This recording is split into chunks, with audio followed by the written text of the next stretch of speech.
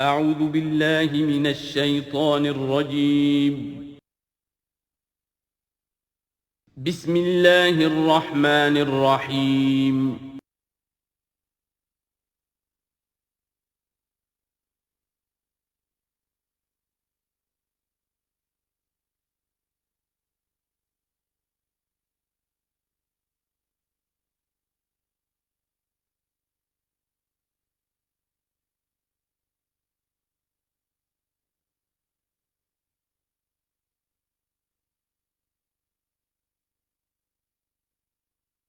اعوذ باللہ من الشیطان الرجیم بسم اللہ الرحمن الرحیم یوم نطوی السماء کطی السجل للکتب کما بدأنا اول خلق نعیدہ وعدا علینا انا کنا فاعلین صدق اللہ العظیم۔ سورہ انبیاء کی جو یہ آخری آیات ہیں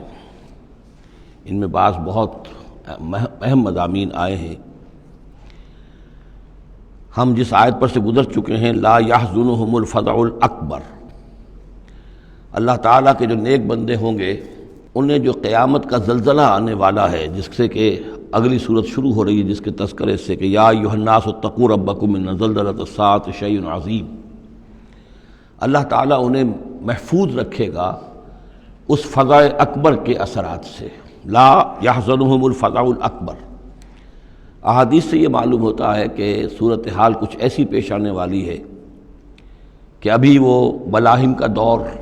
جس میں کہ کافی سختیاں آئیں گی مسلمانوں پر، خصوصاً عالم عرب میں، اور جو بھی عیسائیوں اور یہودیوں کا گٹھ جوڑ جو ہے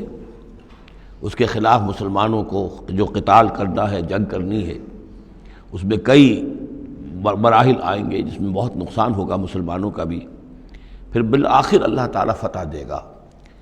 حضرت مسیح علیہ السلام کے ذریعے سے ایک آسمانی مدد ملے گی، معجزانہ مدد ملے گی اللہ تعالیٰ کی طرف سے، لیکن زمینی سطح پر بھی عام جو اسباب ہیں، عادی اسباب اس دنیا کے، اس کے حوالے سے عرب میں ایک مجدد جو ہے وہ ظاہر ہوں گے، حضرت مہدی، اور ادھر جو مشرقی علاقہ ہے خراسان کا، جس میں میرے اندازے کے مطابق پاکستان کا علاقہ بھی شامل ہے اور افغانستان ہے، یہاں اس سے پہلے ہی وہ حکومت قائم ہو چکی ہوگی کہ جس سے پھر مدد جائے گی حضرت عیسیٰ علیہ السلام کے ساتھ اور حضرت مہدی کے ساتھ ہو کر پھر وہ اس اتحاد، عیسائی یہودی اتحاد کا مقابلہ کریں گے۔ اس کے بعد یہ ہے کہ پھر آخری مرحلہ آئے گا یاجوج اور ماجوج کے حملے کا، اور پھر پوری دنیا میں اسلام کا بول بالا ہو جائے گا، دین حق کا غلبہ ہوگا، اور مختلف روایات میں مختلف اس کی مقدار آئی ہے، 40 برس تک بھی، کہ پوری دنیا میں اللہ کے دین کا غلبہ ہوگا۔ خلافت علی منہاج النبوہ، جس کی کہ خبریں ہیں حدیث کے اندر کہ 5واں دور وہ آنا ہے ابھی حضور صلی اللہ علیہ وسلم کے زمانے سے لے کر، پہلا دور دور نبوت، پھر دور خلافت علی منہاج النبوہ، پھر ظالم ملوکیت کا دور، پھر غلامی والی ملوکیت کا دور، اور پھر خلافت علی منہاج النبوہ کا دور۔ اور اب جب یہ خلافت آئے گی تو پھر یہ کل روئے ارضی پر ہوگی، گلوبل ہوگی۔ لا یبقى علی ظہر الارض بیت وبر ولا بدر الا ادخلہ اللہ کلمۃ الاسلام، کوئی گھر اور خیمہ ایسا نہیں رہے گا دنیا میں پورے روئے ارضی پر جس میں کلمہ اسلام داخل نہ ہو جائے۔ اور یہ جو فرمایا حضور نے کہ ان اللہ زوالی الارض،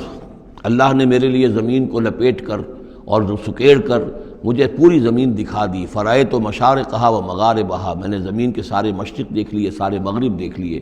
وَإِنَّ أُمَّتِي سَيَبْلُغُ مُلْكُهَا مَا زُوِّيَ لِي مِنْهَا، میری امت کی حکومت ان تمام علاقوں پر قائم ہو کر رہے گی جو مجھے زمین کو سکیڑ کر دکھا دیے گئے۔ تو یہ ایک دور آنا ہے، اس میں کسی شک و شبے کی گنجائش نہیں ہے، اگرچہ میں یہ نہیں کہہ سکتا کہ ابھی اس میں کتنی تاخیر ہے، یہ مختلف مراحل کب شروع ہوں گے، ٹائم ٹیبل نہیں دے سکتے، لیکن یہ کہ تقریباً یوں سمجھیے کہ قرآن مجید کے بین السطور سے اور احادیث نبویہ میں جو صراحت کے ساتھ خبریں آئی ہیں اس کی بنا پر یہ ہونا ہے۔ لیکن اس کے بعد جو قیامت آنی ہے، قیامت سے پہلے ایک مرحلہ ایسا آئے گا کہ جب یہ ایک ایسی ہوا چلے گی کہ جس کی بنا پر تمام اہل ایمان بڑی ہی آسانی کے ساتھ اور بڑے ہی اطمینان کے ساتھ ان کی روحیں اللہ تعالیٰ قبض کر لے گا اور ان پر موت واقع ہو جائے گی۔ پھر دنیا میں سوائے شریروں کے اور بدماشوں کے اور فساق و فجار کے کوئی نہیں رہے گا، تو پھر ان پر قیامت قائم ہوگی، اور ان کے لیے پھر یہ فضع الاکبر بھی ہے جس کا ذکر ہو رہا ہے یا سورہ انبیاء کے آخر میں، اور انہی کے لیے وہ زلزلۃ الساعہ ہے کہ جس کو کہ اس وقت لوگ جو ہیں وہ دیکھیں گے، وہ ساری جو بھی سختیاں ہیں قیامت کی وہ ان کو برداشت کرنی ہے۔ اللہ اپنے نیک بندوں کو اس سے پہلے ہی ایک ایسی ہوا بھیج کر کے جس کے دل میں بھی ایمان ہوگا اس کی بڑی اطمینان اور سکون کے ساتھ اس کی موت واقع ہو جائے گی۔ اللہ تعالیٰ ان کو اس فضع اکبر سے اور زلزلہ عظیم سے بچا لے گا۔ اس کی صریح خبریں موجود ہیں احادیث نبویہ میں۔ لا یحزنہم الفزع الاکبر، انہیں نہیں ستائے گا وہ فضع اکبر، بڑی گھبراہٹ کا وقت جو آنے والا ہے۔ وتتلقاہم الملائکۃ، اور ان سے ملاقات کریں گے، لینے آئیں گے انہیں فرشتے، ان کا استقبال کریں گے۔ ھذا یومکم الذی کنتم توعدون، یہ ہے آپ کا وہ دن جس کا آپ سے وعدہ کیا جاتا تھا۔ اس کے بعد جو کچھ ہوگا، یوم نطوی السماء کطی السجل للکتب، جس دن کہ ہم آسمان کو ایسے لپیٹ لیں گے جیسے کہ کتاب کا تومار، سکرولز جو ہوتے ہیں وہ لپیٹ لیے جاتے ہیں۔ یہاں سماوات نہیں ہے، سما ہے۔ معلوم ہوتا ہے کہ یہی جو ہماری زمین کے قریب ترین جو آسمان ہوگا، اسی علاقے کے اندر در حقیقت یہ سارا جو ہے واقع ہوگا۔ اسی میں سورج بھی ہے، چاند بھی ہے، جمع الشمس والقمر، اسی کے اندر یہ جو بھی کرے ہیں یہ ٹکرائیں گے۔ یہ سارا جو زلزلۃ الساعۃ شیء عظیم جو ہے یہ اسی سولر سسٹم کے اندر ہونے والا ہے۔ جبکہ ہم آسمان کو یوم نطوی السماء کطی السجل للکتب، تو ہم اس کو لپیٹ دیں گے اس آسمان کو کہ جیسے کہ کتاب کا تومار جو ہے اور کتاب کا سکرول لپیٹ دیا جاتا ہے۔ کما بدانا اول خلق نعیدہ، جیسے کہ ہم نے پیدا کیا تھا اسے پہلی مرتبہ، اسی طریقے سے پھر اعادہ کریں گے، اس کا دوہرا دیں گے اس کو۔ وعدن علینا، یعنی یہ کہ جیسے کہ آپ کو معلوم ہے theory of the expanding universe, کہ ہر یہ جو کائنات ہے پھیل رہی ہے یوں اس طریقے سے چکر کھاتے ہوئے، ہر شے، ہر گلیکسی اسے چکر کھاتے ہوئے پھیلتی چلی جا رہی ہے۔ اسی طریقے سے یہ الٹ کر جیسے فنر ہوتا ہے وہ واپس آتا ہے جب، تو پھر اسی طریقے سے چکر کھاتے ہوئے وہ پھر آ کر جب جاتا ہے ایک جگہ پر۔ یوم نطوی السماء کطی السجل للکتب کما بدانا اول خلق نعید وعدا علینا، یہ ہم پر وعدہ ہے۔ انا کنا فاعلین، ہم یقیناً یہ کر کے رہیں گے۔ وَلَقَدْ كَتَبْنَا فِي الزَّبُورِ مِن بَعْدِ الذِّكْرِ، اور ہم نے لکھ دیا تھا زبور میں نصیحت کے بعد، أَنَّ الْأَرْضَ يَرِثُهَا عِبَادِيَ الصَّالِحُونَ، کہ ہماری اس زمین کے وارث ہوں گے ہمارے نیک بندے۔ اسی زمین کو جیسا کہ میں نے کہا جنت بنا دیا جائے گا، اور ابتدائی جو ہے نزل جو ہے ان کے لیے ابتدائی جنت وہ اسی زمین پر فراہم کی جائے گی۔ یہ زمین جو ہے اس کے وارث ہوں گے ہمارے نیک بندے۔ اس میں دونوں اشارے ہو سکتے ہیں، قیامت سے قبل اللہ کے نیک بندوں کی حکومت پوری زمین پر قائم ہو جائے گی، تو زمین کے وارث ہو جائیں گے اللہ کے نیک بندے۔ اور دوسرے یہ کہ آخرت کی زمین مراد ہو تو ظاہر بات ہے اس جنت کے تو ظاہر بات ہے وارث اللہ کے نیک بندے ہیں ہی۔ دونوں امکانات اس آیت میں موجود ہیں۔ ان فی ھذا لبلاغا لقوم عابدین، یقیناً اس میں پہنچا دینا ہے، بات کو پہنچا دینا ہے ان لوگوں کے لیے کہ جو اللہ کے بندے ہیں، اللہ کی بندگی کرنا چاہتے ہیں، اللہ کی عبادت پر کاربند رہنا چاہتے ہیں۔ وما ارسلناک الا رحمۃ للعالمین، اور نبی ہم نے نہیں بھیجا ہے آپ کو مگر تمام جہان والوں کے لیے رحمت بنا کر۔ آپ صرف عرب کے لیے نہیں بھیجے گئے تھے، اگر عرب کے لیے بھیجے گئے ہوتے تو آپ کا جو مقصد بعثت تھا وہ مکمل ہو گیا، وہ تو جزیرہ نما عرب میں دین کا بول بالا ہو گیا۔ هو الذی ارسل رسولہ بالہدی ودین الحق لیظہرہ علی الدین کلہ،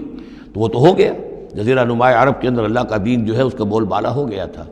آپ بھیجے گئے تمام جہان والوں کے لیے، لہذا آپ کے بعثت کا مقصد اسی وقت مکمل ہوگا جب کل روئے ارضی پر آپ کا لایا ہوا دین غالب ہو جائے، تب جا کر، جس کو اقبال نے کہا ہے کہ وقت فرصت ہے کہاں، کام ابھی باقی ہے، نور توحید کا اتمام ابھی باقی ہے۔ تو وہ اتمام جو ہے ایک اعتبار سے تو ہو گیا تھا، جزیرہ نما عرب کی حد تک اتمام ہو گیا، لیکن یہ کہ دنیا جو ہے بھی تو بہت بڑی تھی، نوع انسانی جو ہے بڑی جو ہے اس تک ابھی دین کو پھیلانا تھا، پہنچانا تھا۔ دور خلافت راشدہ میں وہ سلسلہ شروع ہوا ہی تھا، لیکن اس کے بعد یہ ایک سازش کے نتیجے میں عبداللہ ابن سبا نے جو سازش کی یہودی نے اور مسلمانوں کو آپس میں لڑا دیا، ایک فتنۃ الکبریٰ پیدا ہوا جس کے نتیجے میں حضرت عثمان شہید کیے گئے، اور پھر باہمی خانہ جنگی ہوئی، 1,00,000 مسلمان ایک دوسرے کی تلواروں اور نیزوں سے ختم ہو گئے، تو وہ پروسیس وہیں رک گیا۔ اس کے بعد سے تو ہم اس کے واپس آئے ہیں، وہ دین کا جو غلبہ تھا وہ دین سے ہم پیچھے ہٹے ہیں، پسپائی ہوئی ہے۔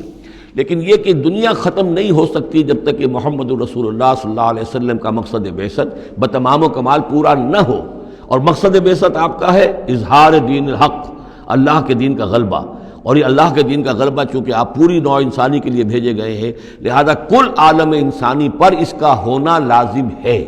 یہ گویا کہ صغریٰ کبریٰ قرآن سے ثابت ہے، لیکن اس کی صراحت کے ساتھ خبریں احادیث میں ہیں۔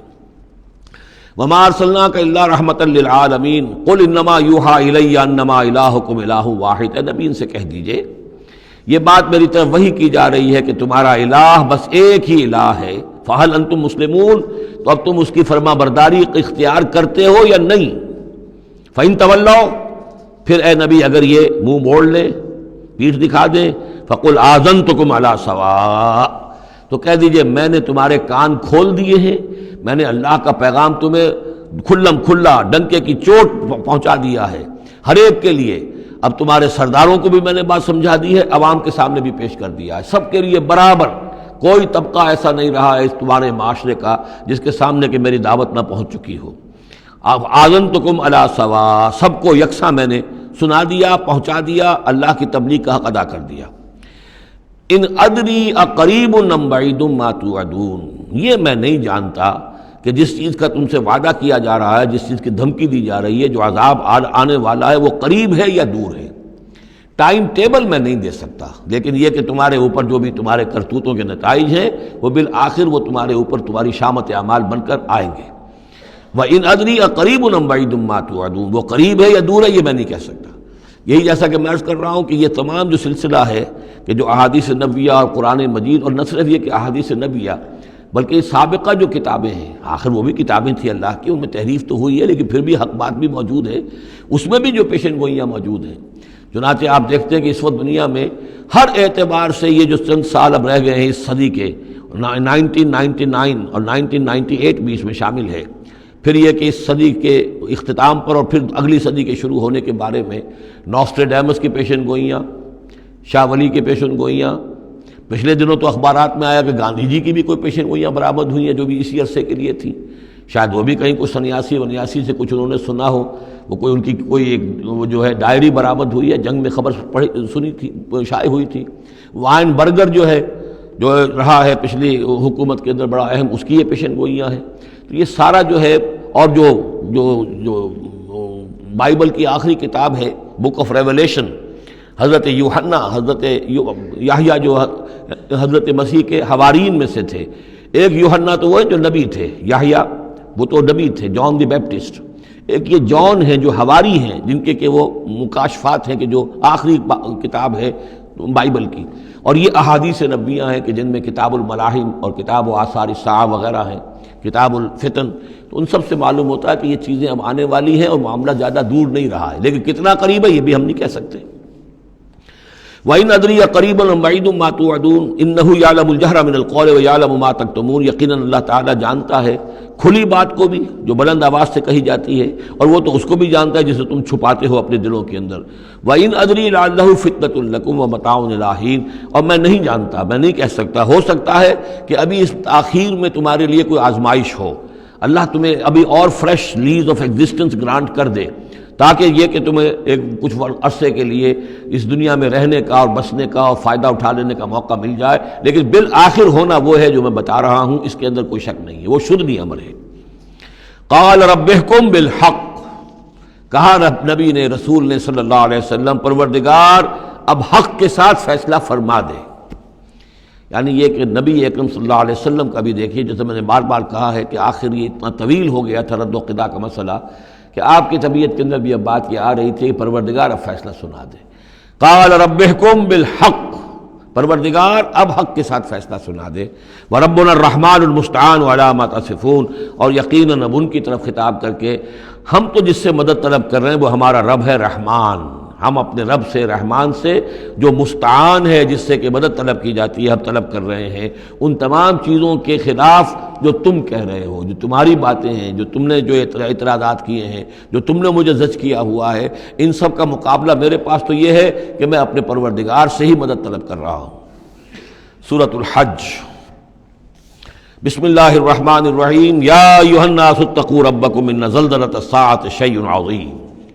یہ فزع الاکبر جس سے کہ ختم ہو رہی ہے سورہ انبیاء، اسی کے تذکرے سے یہ شروع ہو رہی ہے سورہ حج۔ اے لوگو ڈرو اپنے رب سے، تقوی اختیار کرو اپنے رب کا، یقیناً قیامت کا زلزلہ بہت بڑی شے ہوگا۔ یوم ترونہا، جس دن کہ تم اس کو دیکھو گے، تذہل کل مرضعۃ عما ارضعت، بھول جائے گی ہر دودھ پلانے والی جسے وہ دودھ پلاتی تھی۔ یعنی واقعہ یہ ہے کہ حیوانات میں جو بھی دودھ پلانے والا کوئی جانور بھی ہو تو اسے بھی اپنے بچوں کے ساتھ جو انس ہوتا ہے، اور خاص طور پر انسانوں میں پھر ماں کی محبت اور شفقت اور ممتا جو ہے وہ اپنی جان دینے کو تیار ہوتی ہے، اپنے بچے کی آنس نہیں آنے دیتی۔ لیکن وہ سخت ایسا دن ہوگا، ایسی سختی ہوگی کہ دودھ پلانے والیاں اپنے دودھ پیتے بچوں کو بھول جائیں گی۔ وَتَضَعُ كُلُّ ذَاتِ حَمْلٍ حَمْلَهَا، اور دہشت کا عالم یہ ہوگا کہ ہر حاملہ کا حمل گر جائے گا۔ وَتَرَى النَّاسَ سُكَارَىٰ، اور تم دیکھو گے لوگوں کو کہ جیسے نشے میں ہیں، اس طرح کی ایک کیفیت ان پر طاری ہوگی، ایسے بے سدھ سے نظر آئیں گے جیسے کہ گویا کہ نشے میں، وَمَا هُم بِسُكَارَىٰ، حالانکہ وہ کسی نشے میں نہیں ہے، وَلَٰكِنَّ عَذَابَ اللَّهِ شَدِيدٌ، بلکہ اللہ کا عذاب بہت سخت ہے، اللہ کی طرف سے بڑی سخت یہ گھڑی آنے والی ہے جس سے کہ اللہ تعالیٰ اپنے مومن صادق بندوں کو بچا لے گا، جس کی کہ صراحت ہے حدیث کے اندر۔ وَمِنَ النَّاسِ مَن يُجَادِلُ فِي اللَّهِ بِغَيْرِ عِلْمٍ، لوگوں میں سے ایسے بھی ہیں جو اللہ کے بارے میں جھگڑتے ہیں، اللہ کی آیات کے بارے میں جھگڑتے ہیں، قرآن مجید کے احکام کے بارے میں جھگڑتے ہیں، جبکہ حال یہ ہے بغیر علم، نہ ان کے پاس کوئی علم ہے، وَيَتَّبِعُ كُلَّ شَيْطَانٍ مَرِيدٍ، اور وہ پیروی کر رہے ہوتے ہیں، صاف نظر آتا ہے کہ ہر سرکش شیطان کی پیروی کر رہے ہیں، ان کے عمل کو دیکھو تو مغرب کی نقالی کر رہے ہیں، ان کی ہر ایک چیز کی جو ہے انہوں نے اپنی زندگی میں اختیار کی ہوئی ہے، پورا جو ہے مغربی ان کے اوپر تہذیب کا غلبہ ہے، ساری اقدار، لیکن باتیں بڑھائیں گے قرآن کی طرف سے اور حدیث کی طرف سے، اور انکار حدیث ہے اور فلاں یہ ہے، اور قرآن کا تو نتیجہ یہ نکلتا ہے وہ نہیں نکلتا ہے، اور یہ اجتہاد کیا جانا چاہیے، اور قرآن مجید جو ہے یہ تو اب کتاب جو ہے بوسیدہ ہو گئی ہے، یہ باتیں بھی کہی گئی ہیں کہ کوئی ایسا بھی ہمارا جو نظام ہونا چاہیے اجتہاد کا جو قرآن مجید کو بھی اوور رول کر سکے، یہ باقاعدہ رائے موجود ہے کہ قرآن مجید میں بھی جو صریح احکام آئے ہیں وہ بھی ایک خاص قوم کے لیے، خاص وقت کے لیے تھے، یہ ہمیشہ کے لیے نہیں ہے۔ تو بڑے بڑے دانشور، بڑے بڑے جو اسکالرز ہیں، بڑی بڑی ڈگریاں ان کے پاس ہیں، میک گل سے لے کر آئے ڈگریاں، ڈاکٹر فضل الرحمان صاحب آئے تھے تو میک گل سے ڈگری لے کر آئے تھے، جنہوں نے جو وحی کے بارے میں کہا تھا کہ یہ حضور کا بھی کلام کہا جا سکتا ہے، اس کو اللہ کا بھی کلام کہا جا سکتا ہے، باقی فرشتے کی کوئی حیثیت نہیں ہے، یہ ساری باتیں ڈاکٹر فضل الرحمان کہنے والے تھے۔ میک گل سے انہوں نے یہودیوں سے آ کر ڈگریاں حاصل کی تھی انہوں نے، اور انہوں نے جو بھی بہت سے اور دانشور بہت سے موجود ہیں اس وقت دنیا میں کہ جو ویسے سمجھے جاتے ہیں کہ بہت وہ اسلامی اسکالرز ہیں، ٹاپ کے اسکالرز ہیں، وائٹ ہاؤس میں بھی انہیں طلب کیا جاتا ہے۔ یہ جو سید حسین نصر ہیں، ایرانی ایک ہیں، اب وہ رہ گئے ہیں جن کا ڈنکا بج رہا ہے زیادہ، ورنہ پہلے یہ ہے کہ یہ دو تھے، سید حسین نصر بھی تھے اور ڈاکٹر فضل الرحمان بھی تھے پاکستان کے۔ لیکن وَمِنَ النَّاسِ مَن يُجَادِلُ فِي اللَّهِ بِغَيْرِ عِلْمٍ وَيَتَّبِعُ كُلَّ شَيْطَانٍ مَرِيدٍ كُتِبَ عَلَيْهِ، اس شیطان کے بارے میں تو یہ بات لکھ دی گئی ہے، طے کر دی گئی ہے، أَنَّهُ مَن تَوَلَّاهُ، کہ جو کوئی بھی اس کی دوستی اختیار کرے گا، فَأَنَّهُ يُضِلُّهُ، تو وہ اسے گمراہ کر کے رہے گا، وَيَهْدِيهِ إِلَىٰ عَذَابِ السَّعِيرِ، اور پہنچا کر رہے گا اسے اس جلانے والے دوزخ کے عذاب میں۔ یا ایھا الناس، اے لوگو، ان کنتم فی ریب من البعث، اگر تمہیں کوئی شک ہے کہ کیسے دوبارہ زندہ ہو جائیں گے، کیسے اٹھا لے گا اللہ تعالیٰ، کوئی تمہیں اشکال پیدا ہوتا ہے تو لو ہم تمہیں ایک مثال سے سمجھاتے ہیں۔ فَإِنَّا خَلَقْنَاكُم مِّن تُرَابٍ، سوچو ہم نے تمہیں مٹی سے پیدا کیا، اس لیے کہ باپ کے بھی جسم میں اگر نطفہ بنا ہے، منی بنی ہے، کہاں سے بنی ہے؟ غذا کہاں سے آئی تھی اس کی؟ ساری غذا تو مٹی سے آئی ہے، زمین سے آئی ہے، یہیں سے آئی ہے، وہ منرلز ہیں، وہ سب کچھ ہیں، گوشت کھایا ہے تو بکری نے جو کہاں سے غذا لی تھی؟ زمین سے لی تھی۔ تو تمہاری جو تخلیق ہے سب کی ابتدا میں جو ہے وہ مٹی سے ہے، من تراب ثم من نطفۃ، پھر وہ نطفے کی ایک شکل بنی، ثم من علقۃ، پھر تم ایک علقہ کی شکل میں تھے۔ اس علقہ کے بارے میں بعد میں عرض کروں گا، ابھی میں اس کا کوئی ترجمہ نہیں کر رہا، اس کا ترجمہ عام طور پر جو جمع ہوا خون کیا جاتا ہے یہ ترجمہ صحیح نہیں ہے۔ ثم من مضغۃ، پھر یہ کہ وہ ایک لوتھڑے کی طرح تھا، گوشت کا ایک لوتھڑا سا تھا، مخلقۃ غیر مخلقۃ، پہلے اس پہ کوئی نشانات تھے ہی نہیں، پھر اس لوتھڑے کے اوپر نشانات آنے شروع ہوئے، معلوم ہوا کہ یہاں سے یہ بازو نکلیں گے، یہاں سے یہ ٹانگیں نکلیں گی، اسی کے اندر جو ہے یہ آثار شروع ہو گئے۔ لنبین لکم، تاکہ ہم تمہیں کھول کھول کر بیان کر دیں۔ یہ جو بھی سٹیجز ہیں کہ جو ایمبریونک جو سٹیجز ہیں، اس میں واقعہ یہ کہ اس کے بارے میں کیتھل مور کا میں قول آپ کو سنا چکا ہوں، جو تعارف قرآن کا میرا لیکچر تھا، کہ ان چیزوں کے بارے میں حیران اور ششدر ہیں جو اس وقت ایمبریولوجی کے سب سے بڑے ماہر ہیں جن کی ٹیکسٹ بک سے دنیا کے اندر سب سے زیادہ مستند مانی جاتی ہے، کہ ہم حیران ہیں کہ یہ ساری چیزیں قرآن مجید نے کیسے کہی ہیں، اور یہ بالکل ایگزیکٹ جو ہے تعبیر ہے ان سٹیجز کی کہ جو رحم مادر میں انسانی جنین جن سٹیجز سے گزرتا ہے اس کی اس سے زیادہ صحیح تعبیر ہو نہیں سکتی۔ وَنُقِرُّ فِي الْأَرْحَامِ مَا نَشَاءُ، یہی مضمون چونکہ دوبارہ پھر آئے گا سورہ مومنون کے پہلے رکوع میں، تو میں وہاں اس کے بارے میں تفصیل سے کروں گا۔ اور ہم ٹھہرائے رکھتے ہیں رحموں میں جو ہم چاہتے ہیں، یعنی رحم کے اندر پھر رحم مادر میں وہ حمل رہتا ہے، اب وہ حمل بیٹے کا ہوا ہے، بیٹی کا ہوا ہے، یا بیٹا یا بیٹی وہ ذہین ہے، فتین ہے، خوبصورت ہے، کیسی ہے، صحیح ہے، سالم ہے، وہ ہمارا فیصلہ ہے۔ نقر فی الارحام ما نشاء الی اجل مسمى، ہم ٹھہرائے رکھتے ہیں رحموں میں جو ہم چاہتے ہیں ایک وقت معین تک، ثم نخرجکم طفلا، پھر ہم تمہیں نکالتے ہیں، وہ تم چھوٹے سے بچے ہوتے ہو، ثم لتبلغوا اشدکم، پھر تم اپنی پوری جوانی کو پہنچتے ہو، قوت کو پہنچتے ہو، ومنکم من یتوفی، تم میں سے وہ بھی ہیں کہ جو پہلے ہی ان کا انتقال ہو جاتا ہے، انہیں قبض کر لیا جاتا ہے، انہیں اللہ تعالیٰ لے جاتا ہے، ومنکم من یرد الی ارذل العمر، اور تم میں سے ایسے بھی ہوتے ہیں جو بڑی ہی نکمی ضعیفی کی عمر کو پہنچ جاتے ہیں، لکئی لا یعلم من بعد علم شیئا، کہ پھر وہ نہ جانے سب کچھ جاننے کے باوجود کچھ بھی۔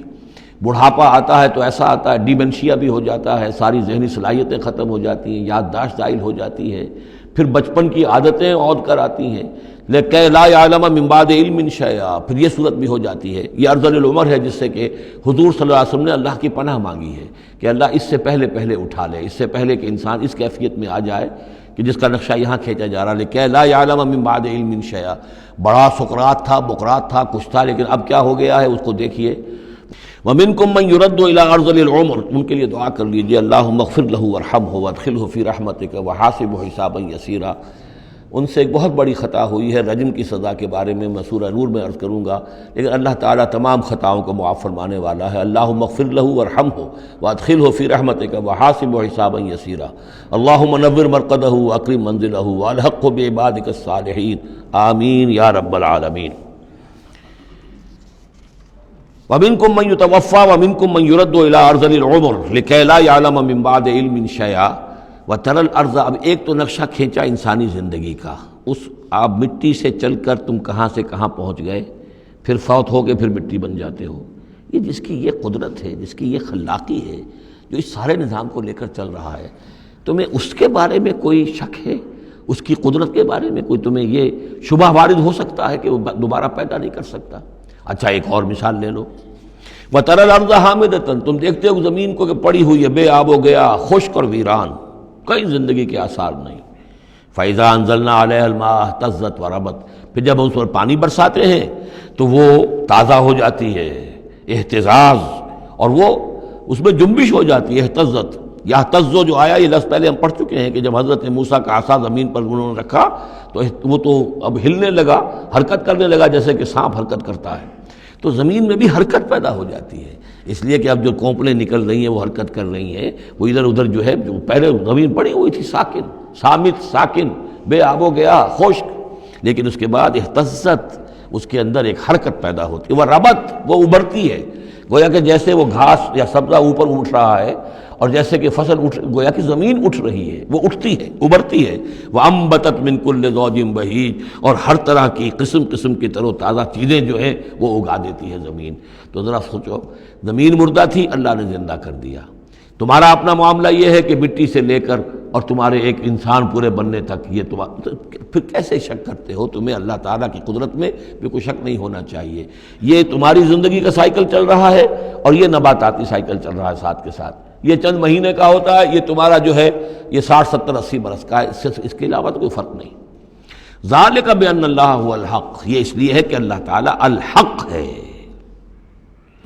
اس کے حق ہونے میں، برحق ہونے میں کسی شک و شبے کی گنجائش نہیں۔ وَأَنَّهُ يُحْيِي الْمَوْتَى، اور یہ کہ وہ مردہ کو زندہ کرتا ہے، مردہ کو زندہ کرے گا۔ زمین تمہارے سامنے مردہ پڑی ہوتی ہے اور زندہ ہو جاتی ہے۔ وَأَنَّهُ عَلَىٰ كُلِّ شَيْءٍ قَدِيرٌ، اور یہ کہ وہ تو ہر چیز پر قادر ہے۔ وَأَنَّ السَّاعَةَ آتِيَةٌ، اور یہ کہ قیامت آ کر رہنی ہے، لَا رَيْبَ فِيهَا، اس میں کسی شک و شبے کی گنجائش نہیں۔ وَأَنَّ اللَّهَ يَبْعَثُ مَن فِي الْقُبُورِ، اور یقیناً اللہ تعالیٰ اٹھائے گا ان کو جو قبروں کے اندر ہے، بعث بعد الموت ہو کر رہے گا۔ وَمِنَ النَّاسِ مَن يُجَادِلُ فِي اللَّهِ بِغَيْرِ عِلْمٍ وَلَا هُدًى وَلَا كِتَابٍ مُنِيرٍ، اور لوگوں میں سے کچھ ایسے بھی ہیں جو اللہ کے بارے میں، اللہ کی باتوں کے بارے میں، اللہ کی صفات کے بارے میں، ذات خداوندی کے بارے میں جھگڑتے ہیں، بحثیں کرتے ہیں، نزاع کرتے ہیں، نہ ان کے پاس علم ہے، بغیر علم ولا ہدن، نہ کوئی ہدایت ہے، ولا کتاب منیر، نہ کوئی روشن کتاب ہے جس سے وہ رہنمائی لے رہے ہوں۔ ثانی عطفہ، وہ اپنی گردن کروٹ اپنی موڑ کر چل دیتا ہے، آیات سنتا ہے، اللہ کے کلام کو سنتا ہے، پھر ذرا وہ اپنی کمر کو موڑتا ہے، بل دیتا ہے، چل دیتا ہے، لیضل عن سبیل اللہ، تاکہ گمراہ کرے لوگوں کو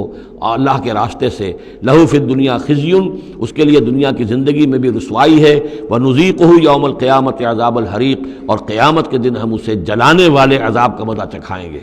ذالک بما قدمت یداک، اور یہ سب کچھ ہے تیرے اپنے دونوں ہاتھوں کے کرتوتوں کی وجہ سے، جو بھیجا ہے تیرے دونوں ہاتھوں نے، بما قدمت یداک، وان اللہ لیس بظلام للعبید، اور یقیناً اللہ تعالیٰ تو اپنے بندوں پر ظلم کرنے والا نہیں ہے۔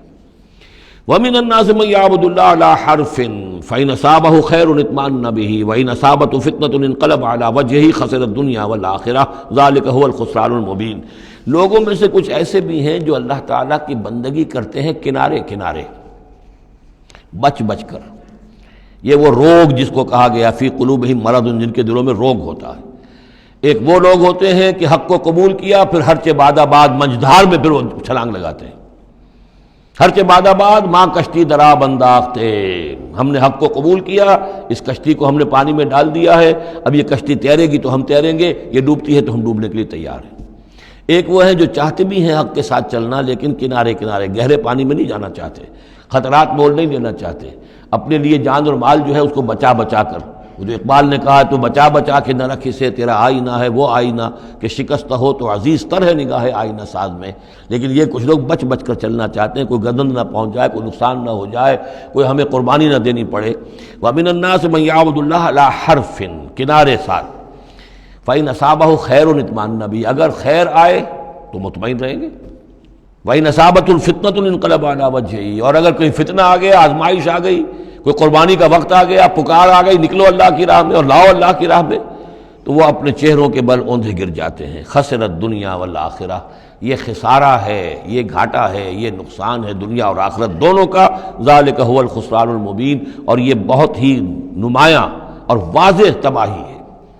ایک میں بات عرض کرنی رہ گئی ہے کہ سورہ حج کے بارے میں بعض جگہ آپ نے دیکھا ہوگا لکھا ہوا کہ یہ اس کو مدنی بھی مانا گیا ہے، لیکن یہ واقعہ ہے کہ اس سورہ مبارکہ کے اندر بعض آیات ایسی ہیں کہ جو یا تو مدنی ہیں، اور بعض آیات کے بارے میں مجھے پھر وہ ایک قول مل گیا تھا حبر الامہ حضرت عبداللہ ابن عباس رضی اللہ تعالی عنہما کا، وہ میں بعد میں انشاءاللہ وہ کل ہم پڑھیں گے۔ وہ آیات نازل ہوئی ہیں اثناء سفر ہجرت میں۔ ظاہر بات ہے کہ جب حضور مکے سے نکل آئے ہیں اور جا رہے ہیں تو کتنے دن لگے ہیں، کوئی وہ چند گھنٹے کا، 1 گھنٹے کی فلائٹ تو نہیں تھی کہ جو ہوائی جہاز سے آپ چلے گئے ہوں، آدھے گھنٹے کی فلائٹ ہے کل نہیں، لیکن یہ کوئی وقت لگا۔ اس میں بھی جو آیات نازل ہوئی ہیں،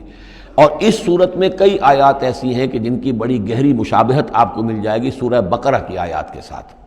چنانچہ شہادت علی الناس والی آیت بھی اس صورت میں بھی ہے، سورہ بقرہ میں بھی ہے، لِيَكُونَ الرَّسُولُ شَهِيدًا عَلَيْكُمْ وَتَكُونُوا شُهَدَاءَ عَلَى النَّاسِ، یہ آپ کو سورہ حج کے آخر میں ملے گی۔ جہاد کا لفظ بھی اس صورت مبارکہ میں ملے گا۔ یہ آیت بھی آپ غور کریں گے تو سورہ بقرہ کے دوسرے رکوع میں جو مثال آئی تھی، منافقین کا حال یہ ہے، او کصیب من السماء فیہ ظلمات ورعد وبرق یجعلون اصابعهم فی آذانہم من الصواعق حذر الموت واللہ محیط بالکافرین۔ تو یہ جب بجلی جب چمکتی ہے، کوئی روشنی نظر آتی ہے، چل پھر لیتے ہیں، لیکن اس کے بعد پھر جیسے ہی اندھیرا ہوتا ہے کھڑے رہ جاتے ہیں۔ تو بالکل وہی کیفیت ہے کہ جب ذرا حالات صحیح ہوئے، نارمل ہوئے، کوئی خطرہ نہیں، کوئی اندیشہ نہیں، کوئی مطالبہ نہیں، کوئی جنگ کی مہم جو ہے پیش نظر نہیں ہے، تو وہ بڑے چلت پھر دکھا رہے ہیں، حضور کے پاس آ رہے ہیں، باتیں کر رہے ہیں، وہ ہے کہ وہ بھی اہل ایمان کے ساتھ ہیں۔ لیکن جب ذرا مشکل وقت آیا، اوندھے منہ گر پڑے۔ وَمِنَ النَّاسِ، اللہ تعالی ہمیں اس سے بچائے، اور دین اور ایمان کے ساتھ اور اللہ کے دین کو قائم کرنے کی جد و جہد میں مخلصانہ اور ہمہ تن ہمہ وجوہ اپنے آپ کو جھونک دینے کی ہمت عطا فرمائے۔ وَمِنَ النَّاسِ مَن يَعْبُدُ اللَّهَ عَلَىٰ حَرْفٍ فَإِنْ أَصَابَهُ خَيْرٌ اطْمَأَنَّ بِهِ وَإِنْ أَصَابَتْهُ فِتْنَةٌ انقلب عَلَىٰ وَجْهِهِ خَسِرَ الدُّنْيَا وَالْآخِرَةَ ذَلِكَ هُوَ الْخُسْرَانُ الْمُبِينُ۔ یدعو من دون اللہ ما لا یضرہ وما لا ینفعہ، یہ پکارتا ہے اللہ کے سوا ان کو جو نہ اسے کوئی ضرر پہنچا سکتی ہے نہ نفع، ذالک هو الضلال البعید، یہی ہے بہت ہی گمراہی، دور کی گمراہی۔ یدعو لمن ضرہ اقرب من نفعہ، وہ پکارتا ہے اللہ کو، اس کو کہ جس کا ضرر جو ہے وہ اس کے نفع سے قریب تر ہے۔ اللہ کے سوا کسی کو پکارو گے تو نفع تو کوئی ہے نہیں لیکن ضرر تو پہنچ گیا۔ لبیس المولا و لبیس العشیر، بہت ہی برا ہے وہ دوست اور بہت ہی برا ہے رفیق۔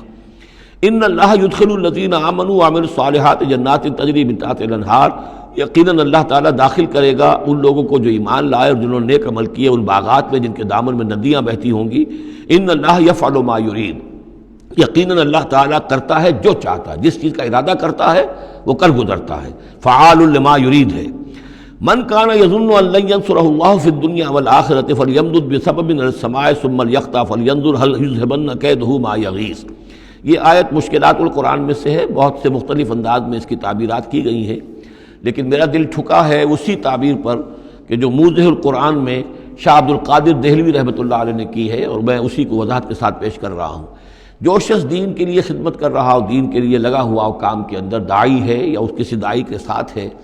اب اس کے لیے یہ ہوتا ہے کہ ایک تو امید ہوتی ہے کہ اللہ کی مدد آئے گی، آج نہیں تو کل آئے گی، کل نہیں تو پرسوں آئے گی۔ اگر کسی وجہ سے انسان حالات کو دیکھ کر اتنا مایوس ہو جائے کہ اللہ کی مدد کی اسے امید نہ رہے، یہ چیز پھر اس کے لیے بہت بڑی ناکامی کا سبب بن جائے گی۔ امید پیوستہ رہ شجر سے امید بہار رکھ، اللہ سے مایوس نہیں ہونا چاہیے۔ نہ لا تقنطوا من رحمت اللہ، ٹھیک ہے دیر ہو جائے کوئی حرج نہیں، لیکن یہ کہ یہ اللہ کی مدد آئے گی، اللہ جو ہے نصرت فرمائے گا، اللہ تعالی ہماری مدد کرے گا۔ والذین جاہدوا فینا لنہدینہم سبلنا، جو لوگ ہماری راہ میں محنت کریں گے، جدوجہد کریں گے، ہم لازماً انہیں اپنے راستے دکھائیں گے۔ یہ اللہ کا پختہ وعدہ ہے، ان وعدوں پر یقین رکھنا چاہیے۔ لا انک لا تخلف المیعاد، اے اللہ ہمیں یہ اندیشہ نہیں ہے کہ تو اپنا وعدہ پورا نہیں کرے گا، خلاف کرے گا، ہاں ہمیں اندیشہ ہوتا ہے کہ ہم تیرے وعدوں کے مصداق بن سکیں گے یا نہیں، ان کا مصداق بننے کی شرائط پوری کر سکیں گے کہ نہیں۔ یہ کیفیت بندے کی رہنی چاہیے، اللہ تعالیٰ کی مدد سے اور اللہ تعالیٰ کی نصرت سے مایوس کبھی نہیں ہونا چاہیے۔ تو اس کی ایک مثال دی ہے کہ اگر کوئی شخص کسی رسی کے ساتھ کہیں اوپر سے ایک رسی ہے اس نے پکڑا ہوا ہے، تو تب تک تو یہ کہ تھاما ہوا ہے، یہ اللہ تعالیٰ کے ساتھ ہے نا، حبل اللہ، یہ قرآن جو ہے القرآن حبل اللہ الممدود من السماء الی الارض، اسی طرح امید اللہ سے رکھنا، رجا رکھنا، یہ بھی گویا کہ ایک معنوی رسی ہے کہ جو اللہ تعالیٰ کے ساتھ ہمیں جوڑے ہوئے ہیں۔ جب تک یہ رسی رہے گی ہمیں سہارا رہے گا، جب یہ رسی کاٹ دیں گے ہم، وہ امید منقطع کر دیں گے، تو سوائے اس کے اور کیا ہوگا کہ زمین پر رودے منہ گر جائیں گے۔ من کان یظن ان لن ینصرہ اللہ فی الدنیا والآخرہ، جس شخص کا یہ گمان ہو جائے کہ اللہ ہرگز مدد نہیں کرے گا اس کی دنیا میں اور نہ آخرت میں، فلیمدد بسبب من السماء، اسے چاہیے کہ ذرا ایک رسی آسمان کی طرف تانے، ثم لیقطع، پھر کاٹ دے، اسے توڑ دے، فلینظر هل یذهبن کیدہ ما یغیظ، پھر دیکھے کہ اس سے اس کا جو غصہ ہے اندر کا، اس میں جو مایوسی کی آگ جل رہی ہے اس میں کوئی کمی ہوئی؟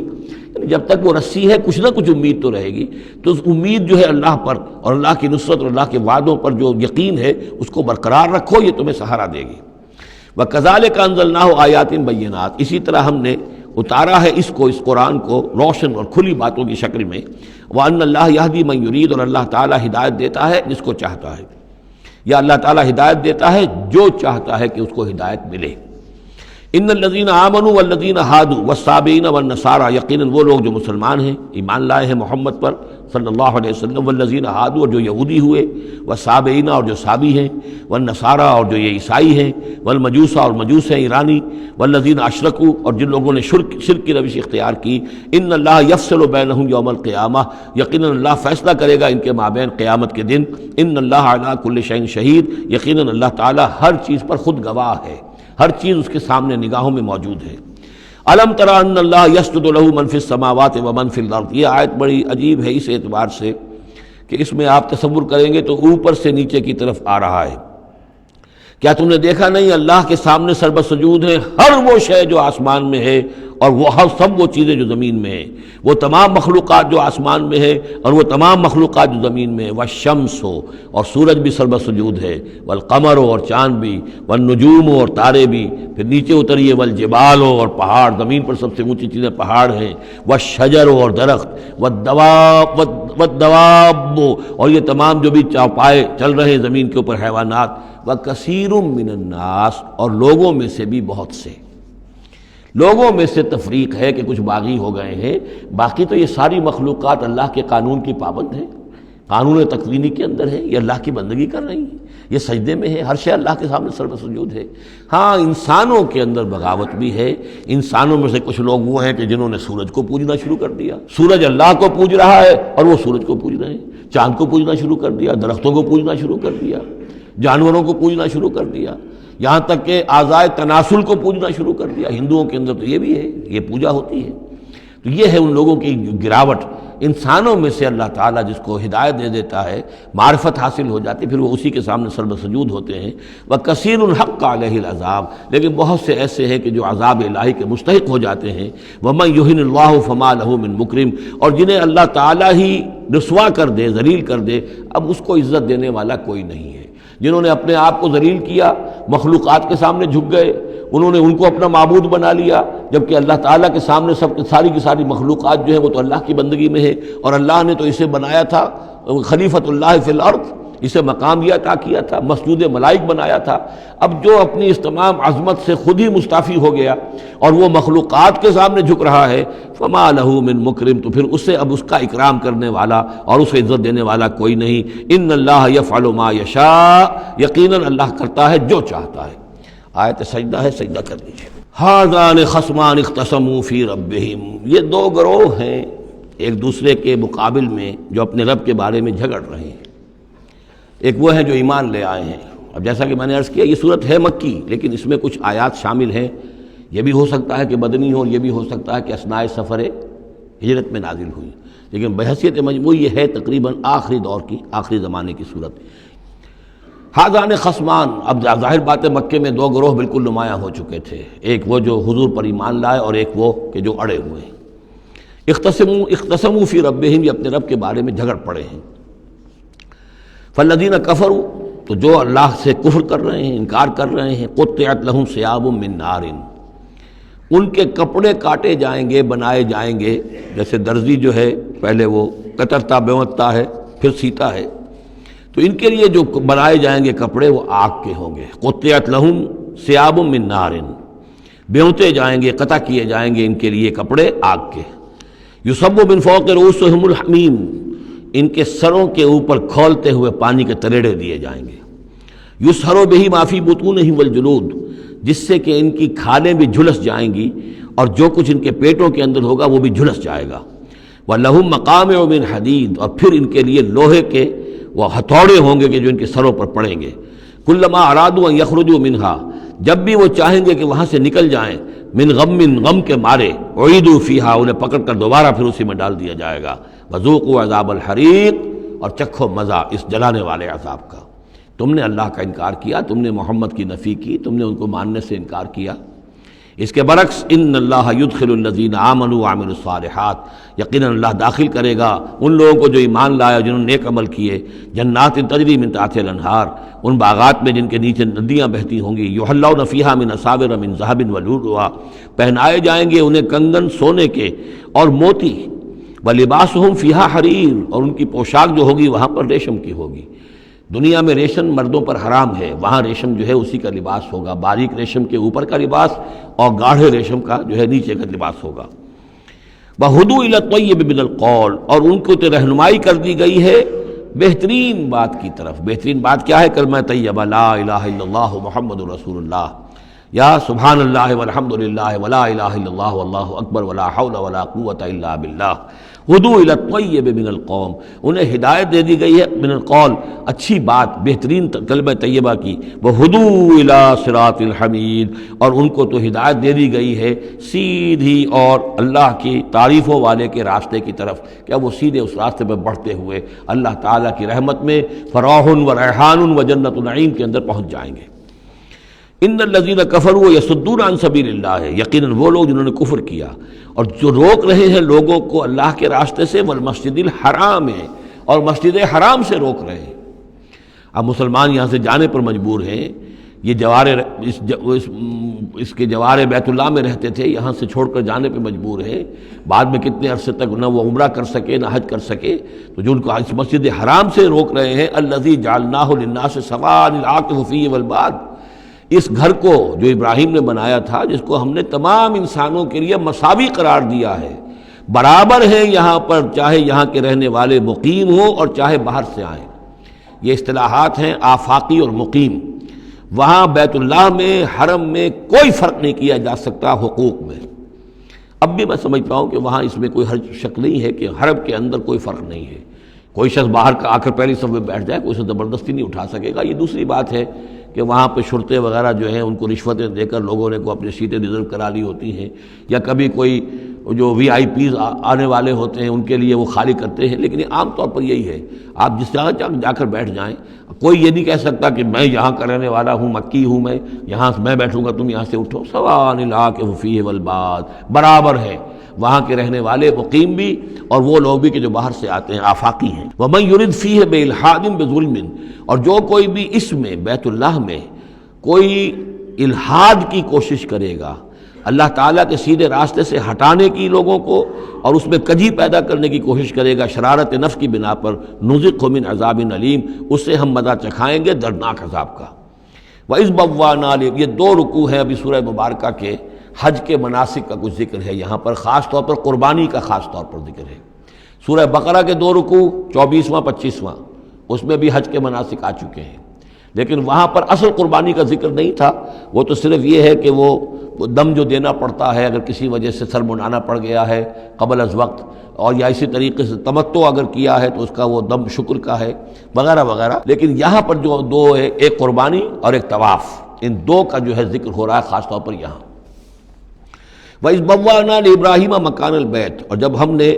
معین کر دی ابراہیم کے لیے اپنے گھر کی جگہ، بتا دی کہ یہ ہے وہ جگہ جس کے بارے میں میرا گمان یہ ہے کہ وہاں بنیادیں موجود تھیں حضرت آدم علیہ السلام کی بنائی ہوئی، لیکن اوپر سے دیواریں سب کی سب گر چکی تھیں اور سیلاب کی وجہ سے سارا اب وہاں کوئی آثار نہیں رہے تھے۔ اللہ تعالیٰ نے رہنمائی فرما کر ان کی نشاندہی کروا دی۔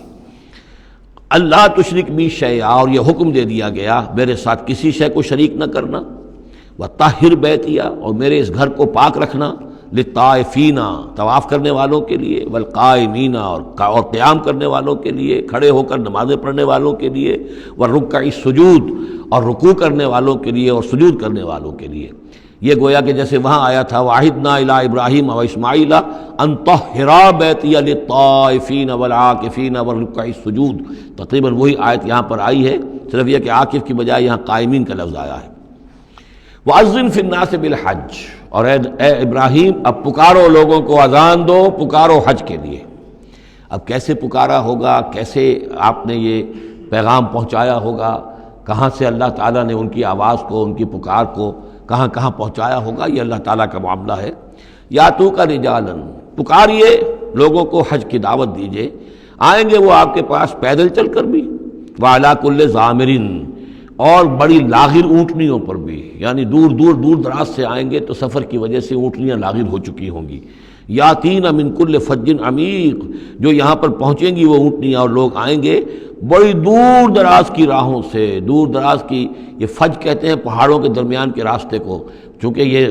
سارا پہاڑی علاقہ ہے تو نہ معلوم کہاں کہاں سے گہری وادیوں میں سے ہو کر لوگ جو ہیں پہنچتے ہیں۔ لیشہدوا منافع لہم، تاکہ یہ آئیں حاضر ہوں ان جگہوں پر کہ جو ان کے لیے منفعت کی جگہیں ہیں۔ وَيَذْكُرُ اسْمَ اللَّهِ فِي أَيَّامٍ معلومات، اور اللہ کا نام لیں معین دنوں کے اندر، یعنی قربانیاں دیں معین دنوں میں۔ 10ویں ذی الحجہ کی قربانی کا دن ہے، اس کے بعد جو ہے 11ویں کو بھی ہو سکتی ہے، 12ویں کو بھی ہو سکتی ہے، یا ایام معلومات ہیں۔ عَلَىٰ مَا رَزَقَهُم مِّن بَهِیمَةِ الْأَنْعَامِ، تو اللہ کا نام لیں ذبح کرتے ہوئے، اللہ کا نام لیں ان پر کہ جو ہم نے انہیں یہ چوپائے عطا کیے ہیں، مویشی دیے ہیں۔ فَكُلُوا مِنْهَا، تو ان کو ذبح کر کے ان کی قربانی دے کر اس میں سے خود بھی کھاؤ۔ وَأَطْعِمُوا الْبَائِسَ الْفَقِيرَ، اور جو برے حال میں ہو، فقیر محتاج جو بہت ہی خستہ حال ہے، اس کو بھی کھلاؤ۔ ثُمَّ لْيَقْضُوا تَفَثَّهُمْ، پھر یہ کرنے کے بعد پھر اپنے میل کچیل دور کرو، پھر احرام کھولنا ہوتا ہے، پھر یہ کہ وہ رنحت رمی ہوتی ہے، نہر ہوتا ہے، حلق ہوتا ہے، اور پھر طواف۔ چار یہ الفاظ جو ہیں یہ 10ویں تاریخ کے ہیں، 4 افعال، رمی اور نہر، پھر جا کر قربانی دینا، پھر یہ کہ حلق کر کے اور پھر یہ احرام کھل گیا، اب نہاؤ دھو میل کچیل جو بھی احرام کی وجہ سے صاف کرو، اچھے کپڑے پہنو اور پھر جاؤ اور طواف کرو، طواف زیارہ۔ ثم یقضوا تفثهم، پھر چاہیے کہ وہ دور کریں اپنے میل کچیل، ولیوفوا نذورهم، اور جو بھی نذریں مانگی ہوئی ہوں ان کو پورا کریں، ولیطوفوا بالبیت العتیق، اور اب جا کر اس قدیم گھر کا طواف کریں۔ ذالک، یہ سن چکے، ومن يعظم حرمات اللہ فهو خیر له عند ربہ، اور جو کوئی اللہ تعالیٰ کی حرمتوں کی تعظیم کرے، یہ بیت اللہ الحرام ہے، یہ اشہر حرم ہے، یہ ساری چیزیں جو ہے اللہ تعالیٰ کی حرمتیں ہیں، حرمات اللہ ہیں، اللہ نے جس جس چیز کو کہ محترم قرار دیا ہے۔ سورہ مائدہ میں ہم پڑھ چکے ہیں، وہ جانور کے جو ہدی کے جانور ہیں وہ بھی محترم ہیں، جن کے گھروں میں گردنوں میں پٹے ڈال دیے گئے ہیں، معلوم ہے کہ یہ ہدیم بالغ الکعبہ جانے والے ہیں، وہ بھی محترم ہیں۔ عام مین البیت الحرام جو ہیں، جو لوگ حاجی جا رہے ہیں، ان کی بھی حرمت ہے۔ تو جو بھی من یعظم حرمات اللہ ہے، جو کوئی بھی اللہ تعالیٰ کی حرام کی ہوئی شے، محترم ٹھہرائی ہوئی چیزوں کی تعظیم کرے گا، فہو خیر لہ عند ربہ، تو وہ اسی کے لیے بہتر ہوگا، اس کا اجر و ثواب اسے ملے گا اپنے رب کے پاس۔ وَأُحِلَّتْ لَكُمُ الْأَنْعَامُ إِلَّا مَا يُتْلَىٰ عَلَيْكُمْ، اور حلال کر دیے گئے تمہارے لیے سارے چوپائے سوائے اس کے جو تم کو سنا دیا گیا ہے، یعنی یہ کہ خنزیر کا معاملہ ہے اس کو حرام کر دیا گیا ہے، باقی بکری ہے، بھیڑ ہے، گائے ہے، بیل ہے، اونٹ ہے، ان سب کو اللہ کی راہ میں تو اس کی قربانی ہو سکتی ہے۔ فاجتنبوا الرجس من الاوثان، تو پھر تم بچو، ان بتوں کی گندگی سے بچو۔ یہ ہے اصل میں بچنا جو ہے وہ سب سے پہلے شرک، اور وہاں پر سب سے بڑا شرک جو ہے وہ بت پرستی کا ہو رہا تھا۔ واجتنبوا قول الزور، اسی طریقے سے جھوٹ کہنے سے، جھوٹ بات سے بھی بچو۔ حنفاء للہ، یکسو ہو جاؤ اللہ کی طرف، یکسو اسی کے بندے بن جاؤ، غیر مشرکین بہ، اس حال میں کہ اس کے ساتھ کسی بھی اعتبار سے شرک نہ ہو، کسی پہلو سے، کسی اعتبار سے، ذات میں، صفات میں، حقوق میں، اختیارات میں، کہیں بھی کوئی شرک کا شائبہ نہ آنے پائے۔ ومن یشرک باللہ، اور جو کوئی اللہ کے ساتھ شرک کرے گا، فکأنما خر من السماء، تو وہ تو ایسے ہے جیسے وہ رسی کٹ گئی اور اب وہ زمین کے اوپر گر پڑا، زمین کی طرف جا رہا ہے آسمان سے۔ کوئی شخص ہے جو آسمان سے کسی بلند چیز سے کسی رسی کے ساتھ لٹکا ہوا ہے، وہاں سے گر گیا یا رسی کٹ گئی، اب جو گر رہا ہے فکأنما خر من السماء فتخطفه الطیر، اب یا تو یہ کہ وہ جو پرندے ہیں وہ اسے اچک کر لے جائیں، کوئی باز آئے اور پکڑ کر لے جائے، کوئی اور ہو، جو بھی یہ بڑے بڑے جانور ہوتے ہیں کہ جو شکار کرتے ہیں پرندوں کا، تخطفه الطیر، پرندے اس کو اڑا کر لے جائیں، اور تہوی بہ الریح، یا یہ کہ پھر ہوا ان کو لے جا کر گرائے فی مکان صحیح، کسی دور کی جگہ میں کوئی ہوا جو ہے جھونکا اس کو لے جائے اور کسی کھائی میں جا کر گرا دے۔ یہ معاملہ ہے اس شخص کا جو اللہ کے ساتھ شرک کرتا ہے، اس کے پاس کوئی سہارا نہیں رہا۔ اب توحید والا جو ہے وہ ایک سہارے پر قائم ہے، قول ثابت بالحیات الدنیا، یہ جو ہم ثبات عطا کرتے ہیں اہل ایمان کو، بالقول ثابت فی الحیات الدنیا، دنیا کی زندگی میں۔ ذالک، یہ تم نے سن لیا، یہ احکام تم نے سن لیے۔ ومن یعظم شعائر اللہ، پھر سن لو جو اللہ کے شاعر کی تعظیم کرے گا، فإنہا من تقوی القلوب، تو یقیناً یہ دلوں کے تقوی کی بات ہے۔ ان تمام چیزوں کی ہم پڑھ چکے ہیں سورہ بقرہ میں، ان الصفا والمروۃ من شعائر اللہ، بیت اللہ شعیرہ ہے اور وہ مقام ابراہیم شعیرہ ہے، صفا اور مروہ جو ہے شعیرہ ہیں۔ شعیر وہ چیز ہے کہ جس سے اللہ تعالیٰ کی بندگی کا شعور پیدا ہو، ان کے ساتھ وہ چیزیں وابستہ ہیں، وہ تاریخ ان کی ہے کہ جس کے حوالے سے پھر یہ کہ اللہ تعالیٰ کا شعور جو ہے انسان کے اندر پیدا ہوتا ہے، اس کی ذات کا، صفات کا۔ لکم فیہا منافع الی اجل مسمى، یہ جو جانور ہیں اس کی قربانی کے، تمہارے لیے ان میں نفع ہے ایک اجل مسمى تک، یعنی یہ نہیں ہے کہ قربانی کا جانور ہے تو اس کے اوپر سواری نہیں کر سکتے، سواری کر سکتے ہو۔ قربانی کا جانور ہے تو اس کا دودھ پی سکتے ہو، اگر وہ گائے ہے درمیان میں اگر کوئی دودھ ہے یا بکری ہے لے کے جا رہے ہو تو اس کا دودھ پی سکتے ہو۔ منافع الی اجل مسمى، ایک وقت معین تک کے لیے۔ ثم محلها الی بیت العتیق، پھر ان کا جو اصل مقام ہے جہاں انہیں لے جا کر پیش کر دینا ہے وہ ہے بیت العتیق، یعنی اللہ کا گھر۔ اللہ کا گھر کا جو منہر ہے پھر اس کو وسیع کر کے، اور منا کی وادی میں ایک بہت بڑی جگہ ہے، ورنہ اس سے پہلے جو ہے یہ مروہ کی جو پہاڑی ہے صفا اور مروہ کے پاس جو ہے یہ قربان گاہ تھی، مروہ ہی سے وہ وادی شروع ہو جاتی ہے کہ جس پر کچھ آگے چل کر وہ منا کا پورا آتا ہے، اب یہ منہر جو ہے وہ ادھر ایکسٹینڈ کر دیا گیا ہے۔ وَلِكُلِّ أُمَّةٍ جَعَلْنَا مَنسَكًا، اور ہم نے ہر امت کے لیے ایک قربانی کا نظام مقرر کیا، لِيَذْكُرُوا اسْمَ اللَّهِ عَلَىٰ مَا رَزَقَهُم مِّن بَهِيمَةِ الْأَنْعَامِ، تاکہ وہ اللہ کا نام لیا کریں ان مویشیوں پر کہ جو ہم نے انہیں عطا فرمائے ہیں۔ فَإِلَٰهُكُمْ إِلَٰهٌ وَاحِدٌ، تو جان لو تمہارا الہ ایک ہی اللہ ہے، واحد۔ فَلَهُ أَسْلِمُوا، اس کے سامنے سر تسلیم خم کرو، اس کی اطاعت قبول کرو۔ یعنی یہ ایسا نہ ہو کہ بس قربانی تو ہو رہی ہے، باقی سب حرام خوریاں ہو رہی ہیں، 10-10 ہزار 20-20 ہزار کا جانور لے کر اور اس کے فوٹو کھنچوا کر اخبارات میں شائع کیے جا رہے ہیں، ہے سارا حرام خوری کا نتیجہ۔ تو یہ تو کوئی قربانی نہیں ہے، یہ اللہ تعالیٰ کے ہاں قبول نہیں ہے، چاہے وہ 1 لاکھ کا جانور ہو لیکن ہو اسلام کے ساتھ۔ فَلَهُ أَسْلِمُوا، اس کی اطاعت تو قبول کرو، اس کے حلال اور حرام کے پابند تو ہو، اس کے حرام کردہ چیزوں سے منہ نہ مارو۔ وبشر المخبتین، اور اے نبی بشارت دے دیجئے مخبتین کو، اخبات کہتے ہیں جو اپنے آپ کو پست کر لیں اللہ کے سامنے، تواضع اور عاجزی اختیار کرنے والے۔ الذین اذا ذکر اللہ وجلت قلوبہم، یہ جو سورہ انفال کے شروع میں الفاظ آئے تھے اس سے ملتے جلتے الفاظ ہیں۔ وہ کون لوگ ہیں؟ وہ لوگ مخبتین کہ جب اللہ کا ذکر کیا جائے تو ان کے دل لرز اٹھتے ہیں، کانپ اٹھتے ہیں۔ والصابرین علی ما اصابہم، اور جو بھی کوئی تکلیف ان پر آئے، کوئی مصیبت آئے، کوئی ناگوار صورتحال درپیش ہو جائے تو اس پر صبر کرنے والے۔ والمقیم الصلاۃ، اور نماز کے قائم کرنے والے۔ ومما رزقناہم ينفقون، اور جو کچھ ہم نے ان کو دیا ہے اس میں سے ہمارے لیے خرچ کرنے والے، ہماری رضا جوئی کے لیے، ہمارے دین کے لیے یا محتاجوں کے لیے انفاق کرنے والے۔ اللہم ربنا اجعلنا منہم والبدن جعلناها لکم من شعائر اللہ، اور یہ جو قربانی کے جانور خاص طور پر اونٹ ہیں، ان کو ہم نے تمہارے لیے ان کو بھی شاعر بنا دیا، یہ بھی اللہ کے شاعر میں سے ہے، اس لیے کہ یہ اونٹ جو ہے ابھی اللہ کے نام پر قربان کیے جا رہے ہیں۔ لکم فیہا خیر، تمہارے لیے ان میں خیر ہے، بھلائی ہے۔ ظاہر بات ہے کہ ان کا بھی گوشت تم کھا سکو گے اور غریبوں کو کھلا سکو گے، لیکن یہ کہ ہیں وہ شاعر اللہ، اس لیے کہ وہ نامزد ہو چکے ہیں بیت اللہ کے لیے، اللہ کے لیے کہ یہ قربانی کے جانور ہے کہ جن کو قربان کیا جانا ہے بیت اللہ کے قریب۔ فاذکروا اسم اللہ علیہا صواف، تو ان پر نام لیا کرو اللہ کا، ان کو کھڑا کر کے سیدھا، صواف صفے باندھ کر، قطار باندھ کر۔ یہ جو نقشہ ہے یہ خاص طور پر جو حجۃ الوداع میں حضور نے جو قربانی دی ہے تو 63 آپ نے اونٹ اپنے ہاتھ سے نہر فرمائے، کل 100، یہ 63 آپ نے اپنے ہاتھ سے نہر فرمائے۔ اور یہ آتا ہے روایات کے اندر، اب یہ چونکہ معاملہ حضور کا ہے اور اس میں ہمیں کسی شک و شبے کی گنجائش نہیں ہے کہ اب کھڑے ہوئے ہیں قطار میں، اور ایک اب نہر کرنے کا طریقہ بھی ہوتا ہے، برچھا مارا جاتا ہے اونٹ کی یہاں گردن میں، اس کو گرا کر ذبح کرنا آسان کام نہیں ہے، کھڑے ہوئے اونٹ کو برچھا لگایا جاتا ہے، یہاں اس کی جو بڑی وینز ہے خون کا فوارہ چھوٹتا ہے، جب خون بہت زیادہ بہہ جاتا ہے پھر وہ گرتا ہے ایک طرف، ایک پہلو کے اوپر، تو پھر اس کا معاملہ جو ذبح کرنے کا ہوتا ہے۔ تو حضور جیسے برچھا مارتے تھے اور اس کے بعد پھر اگلا اونٹ اپنی گردن خود آگے کرتا تھا۔ نہ شود نصیب دشمن کے شود ہلاک تیغت، سر دوستاں سلامت کی تو خنجر آزمائی، گویا کہ ان کے لیے خود ایک اعزاز تھا، اللہ نے شعور دیا ہے۔ وہ تو جو ایک سوکھی ہوئی لکڑی تھی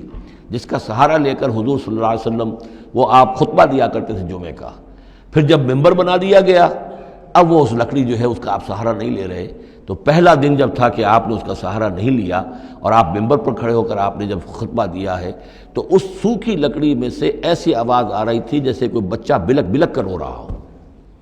کہ میری یہ سعادت آج ختم ہو گئی ہے، مجھے جو سعادت نصیب تھی کہ محمد الرسول اللہ صلی اللہ علیہ وسلم میرا سہارا لیا کرتے تھے، مجھ پر ٹیک لگایا کرتے تھے، یہ مجھ سے جاتی رہی فضیلت، بلک بلک کر رو رہا ہے۔ حنانہ اس کو کہتے ہیں، ستون حنانہ، اب بھی مسجد نبی میں ایک ستون ہے حنانہ، حنین کہتے ہی اس کو ہے کہ جس میں رقت ہو، بچہ رو رہا ہو، بلک رہا ہو تو یہ حنین ہے، تو حنانہ ہے وہ۔ اور اس کے لیے یہ نوٹ کر لیجیے، کہا ہے یعنی مولانا روم نے، فلسفی کو منکر حنانہ است، از حواس انبیاء بیگانہ است۔ پہلے فلسفی ہوتے تھے، آج سائنسدان جو انکار کرے گا کیسے ہو سکتا ہے سوکھی لکڑی میں سے بچوں کے سے رونے کی آواز آئے، کیسے مان لیں گے ہم؟ سر سید کیسے مانیں گے اس کو؟ نہیں مانیں گے کبھی بھی۔ تو فلسفی یا سائنسدان کو منکر حنانہ است، کہ وہ حنانہ کا انکار کرتا ہے، از حواس انبیاء بیگانہ است، اس لیے کہ انبیاء کے معاملات کو وہ جانتا نہیں ہے، وہ عام لوگوں پر قیاس کر رہا ہے۔ فاذکر اسم اللہ علیہا صواف، تو لو اللہ کا نام ان پر، ان کو نہر کرنے کے لیے انہیں صفوں میں کھڑا کر کے، فَإِذَا وَجَبَتْ جُنُوبُهَا، جب ان کے پہلو زمین پر ٹک جائیں، جب خون اتنا بہہ جاتا ہے، کمزور ہو جاتا ہے اونٹ، تو پھر وہ ایک طرف کو اپنی کروٹ کے بل زمین کے اوپر پڑ جاتا ہے۔ فَكُلُوا مِنْهَا، تو اب کھاؤ اس میں سے، اس کے گوشت کو، وَأَطْعِمُوا الْقَانِعَ وَالْمُعْتَرَ، اور کھلاؤ اس کو بھی جو قناعت کے ساتھ بیٹھا ہوا ہے، مانگتا نہیں پھر رہا ہے، سائل نہیں ہے، اس کے پاس کچھ نہیں ہے لیکن وہ مانگتا نہیں پھرتا، قانع، اور معتر جو بے قرار ہو گیا ہے، آتا ہے، سوال کر رہا ہے، مانگ رہا ہے، گوشت مانگ رہا ہے، اس کو بھی دو، اس کو بھی دو۔ كَذَلِكَ سَخَّرْنَاهَا لَكُمْ لَعَلَّكُمْ تَشْكُرُونَ، اسی طرح تو ہم نے اتنے بڑے جانور کو تمہارے لیے مسخر کر دیا ہے، اونٹ جیسے جانور کو، اور وہ کھڑا ہوتا ہے تم برچھا مارتے اس کو، سخرناها لکم لعلکم تشکرون، تاکہ تم اللہ کا شکر ادا کرو۔ لن ینال اللہ لحومها ولا دماؤها، اب یہ ہے اصل شے، اللہ تک نہ ان کے گوشت پہنچتے ہیں نہ خون پہنچتا ہے، ولکن ینالہ التقوی منکم، ہاں اگر پہنچتا ہے اس تک تو تقوی اگر ہے تمہارے اندر تو اللہ تک پہنچ جائے گا۔ یعنی یہ کہ ایک یہ رسومات ہے، ظاہری شکل ہے، ظاہری شکل اصل دین نہیں ہے، اگرچہ اس کے بغیر بھی تو حقیقت جو ہے وہ کسی نہ کسی حیول ہی میں ظاہر ہوگی، کوئی نہ کوئی اسے پیکر چاہیے۔ تو ان عبادات کا پیکر بھی اہم ہے، لیکن صرف پیکر کو نہ سمجھیں، ظاہر کو نہ سمجھیں، اصل شے اس کی روح ہے، روح تقویٰ۔ وہ جو علامہ اقبال نے کہا ہے کہ رہ گئی رسم ازاں روح بلالی نہ رہی، فلسفہ رہ گیا تلقین غزالی نہ رہی، اور نماز و روزہ و قربانی و حج یہ سب باقی ہیں، تو باقی نہیں ہے۔ وہ ہمارا وہ تقویٰ، ہمارا اللہ کے ساتھ خلوص و اخلاص، قربانی جب انسان دے رہا ہو تو واقعتاً اس کے اپنے اندر اگر تقویٰ بھی ہے، اس نے حلال ذریعے سے کمائے ہوئے مال میں سے اس نے اتنی محنت کی ہے کہ اس میں سے اثار کر رہا ہے، اللہ کے نام پر ایک جانور کو ذبح کر رہا ہے، پھر خود اپنی زندگی میں وہ اللہ کے قوانین کا پابند ہے، اسی کے مطابق زندگی گزار رہا ہے، اور وہ اپنی توانائیاں، قوتیں، صلاحیتیں اللہ کی راہ میں لگا رہا ہے، اس کی قربانی ہے۔ باقی اگر یہ نہیں ہے تو ٹھیک ہے، چلیے کم سے کم غریبوں کو گوشت مل جائے گا، کچھ نہ کچھ فائدہ تو ہو ہی جائے گا، لیکن یہ کہ وہ اصل قربانی نہیں ہے، اللہ تک کچھ نہیں پہنچے گا تمہارا۔ لن ینال اللہ لحومها ولا دماؤها، دیکھو ان قربانیوں کے نہ گوشت اللہ تک پہنچتے ہیں نہ ان کے خون، ولکن ینالہ التقوی منکم، ہاں تقوی اگر ہے وہ اللہ تک پہنچ جاتا ہے۔ کذالک سخرھا لکم لتکبروا اللہ علی ما ھداکم، اسی طرح اللہ تعالیٰ نے اسے تمہارے لیے مسخر کر دیا ہے، لتکبروا اللہ علی ما ھداکم، تاکہ تم اللہ کی تکبیر کیا کرو اس ہدایت پر جو اس نے تمہیں دی ہے۔ دیکھیے دو عیدیں ہیں ہماری، عید الفطر جو رمضان کے بعد آتی ہے، ایک عید الاضحیٰ ہے جو حج کے ساتھ منسلک ہے۔ وہاں بھی ہم نے رمضان مبارک کے بارے میں جو آیات آئی ہیں سورہ بقرہ کے 23ویں رکوع میں، وہاں بھی لتکبروا اللہ علی ما ھداکم ولعلکم تشکرون، شہر رمضان الذی انزل فیہ القرآن ھدی للناس وبینات من الھدی والفرقان فمن شہد منکم الشہر فلیصمہ فمن کان مریضا او علی سفر فعدۃ من ایام اخر یرید اللہ بکم الیسر ولا یرید بکم العسر ولتکملوا العدۃ ولتکبروا اللہ علی ما ھداکم ولعلکم تشکرون، وہی الفاظ یہاں ہیں، لتکبروا اللہ علی ما ھداکم، تاکہ تم تکبیر کرو، اللہ کی تکبیر کرو۔ اسی لیے عیدین کے لیے جاتے آتے ہوئے تکبیر، اور اس کو بھی بڑا بلند آواز سے، جاتے آتے راستہ بدلنا، پھر نماز جو دوگانہ ہے عید کی اس میں اضافی تکبیرات ہیں، لتکبروا اللہ علی ما ھداکم ولعلکم تشکرون پر تو وہ آیت ختم ہوئی ہے، وبشر المحسنین، اور اے نبی ان لوگوں کو آپ بشارت دے دیجئے جو اسلام اور ایمان اور تقوی کی منزلیں طے کرتے ہوئے درجہ احسان تک پہنچنے کی کوشش کرتے ہیں اور پہنچ جاتے ہیں۔ اللہم ربنا اجعلنا منہم، اللہم ربنا اجعلنا منہم۔ بارک اللہ لی ولکم فی القرآن العظیم ونفعنی وإیاکم بالآیات والذکر الحکیم۔